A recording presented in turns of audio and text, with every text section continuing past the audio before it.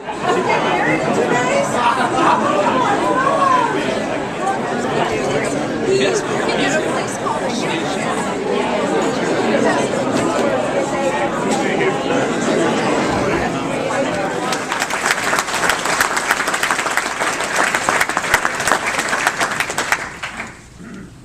you, Mary.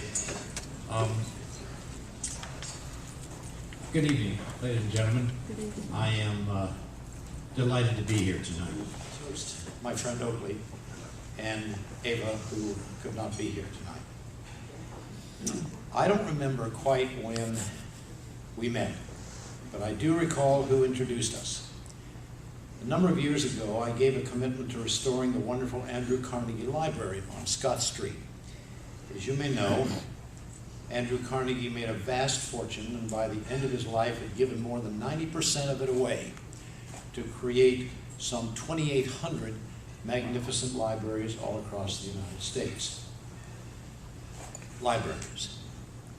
Because Carnegie was entirely self-educated, a poor boy who made good. He didn't have access to the marvelous resources like Thomas More. But he found books and read voraciously throughout his life, which gave him a profound commitment to education and especially to making books widely available. Our area is blessed to have several of his libraries, with one of the most beautiful in Covington. But when I became involved, that beauty was pretty much obscured by decay. My dream was to restore it, but it was well beyond my personal capacity, and I really needed some help. One day, then Governor Paul Patton suggested he knew someone with a deep and passionate commitment to Carnegie, Northern Kentucky, and like Carnegie, to education. Someone who might pitch in. He introduced me to Oakley. Then the hijinks began. Oakley and Ava became the Carnegie's most committed supporters. Not only did they give with emotional and exceptional generosity, but Oakley, and understanding how shy and retiring he is, as you will find out in a moment, I know that he personally buttonholed several people probably in this room to give.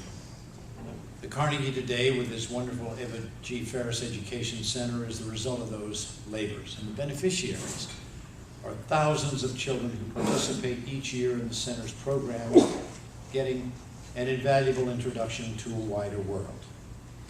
I am indeed sorry that Ava's not here tonight, and I know we wish her loving wishes and a speedy recovery, because she is Oakley's North Star, the light by which he guides his entire life. And what a life it's been.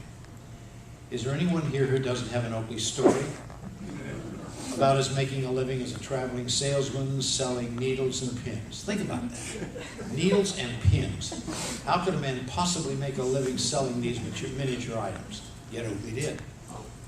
And a very good one. It's about some of the deals he's done. Maybe that significant piece of downtown property he bought years ago for $500.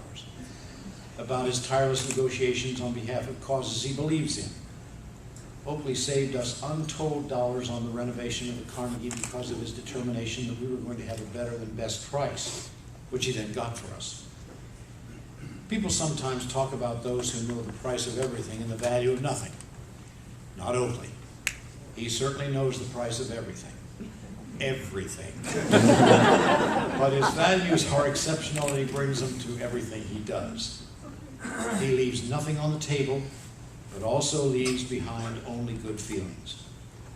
The man is a masterful student of human nature in a way that all great salesmen and Oakley can always figure out how to make the deal win-win.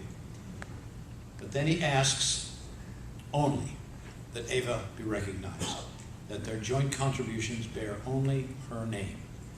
And I might editorialize here for a moment that I have never is an absolute word, I have never in my life known someone who is that selfless, that giving, and Oakley is the man. There's so many lovely things in existence because Oakley saw a need or an opportunity and then figured out how to make it happen. Bronze statues of our heroes. Heroes to all of us. Lovely paintings on flood walls. Scholarships. Galleries. time allowed, I could go on and on. I don't know if I have adequately conveyed to you here, but I really like this guy. So back to where I began. Toward the end of his life, Andrew Carnegie said, as I grow older, I pay less attention to what men say and just watch what they do. Ladies and gentlemen, the man Andrew Carnegie surely had in mind is Oakley Farris.